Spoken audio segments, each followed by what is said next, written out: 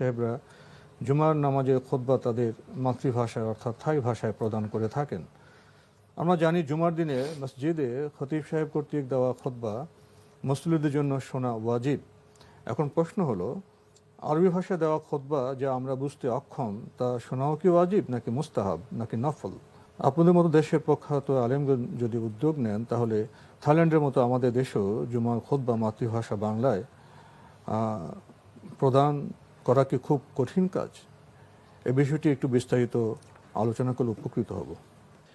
খুব গুরুত্বপূর্ণ প্রশ্ন করেছেন যে থাইল্যান্ডে জুমার যে খুতবা দেওয়া হয়ে থাকে আপনি উল্লেখ করেছেন, সেখানে জুমার খুতবা থাই ভাষায় দেওয়া হয়ে থাকে। অর্থাৎ জুমার খুতবা তো থাই ভাষায় দেয় না, মানে কোরআন এবং হাদিসের বক্তব্যগুলোকে থাই ভাষায় সেটাকে ট্রান্সলেট করে দেওয়া হচ্ছে। এটা শুধু থাইল্যান্ডের কথা আপনি বলছেন, হয়তো আপনার অন্যদের কথা জানা নেই। মালয়েশিয়াতে করা হচ্ছে, ইন্দোনেশিয়াতে করা হচ্ছে, পৃথিবীর অনেকগুলো ভূখণ্ডেই মূলত এভাবেই করা হচ্ছে। কারণ জুমার খুতবার যে উদ্দেশ্য সেটা হচ্ছে আল মাউইদা, উপদেশ। এখন এই উপদেশ আপনি লোকদেরকে দিলেন, একটা শব্দও লোকেরা বুঝলো না, তাহলে কি উপদেশ আপনি তাদেরকে দিলেন? এই কাজটি একেবারে শুদ্ধ নয়।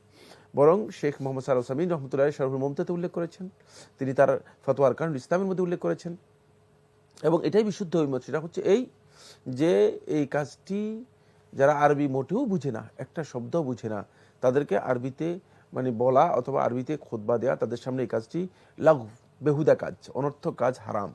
এটি ইমানদার ব্যক্তিগণ না করাটাই হচ্ছে ইমানদার ব্যক্তিগণের ইমানের দাবি। এই কাজটি একেবারেই বেহুদা কাজ। যারা এই কাজটি করছেন তারা আসলে উপলব্ধির অন্তত্বের মধ্যে হাবুডুবু খাচ্ছেন। ফলে একটু গোড়ামি আমাদের মধ্যে আছে।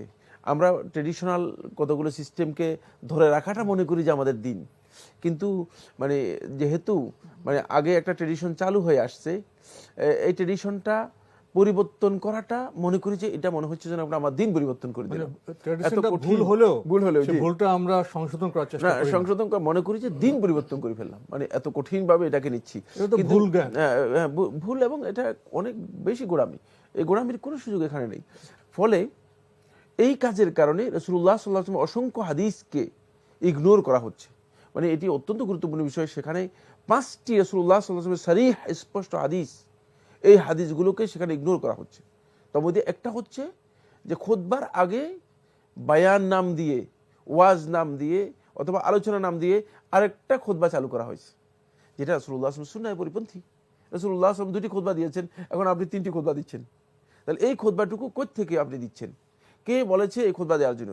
যেহেতু আপনি মূল খুতবাটাকে আরবি রেখে দিয়েছেন, মানে এখন লোকেরা কিছুই বুঝে না।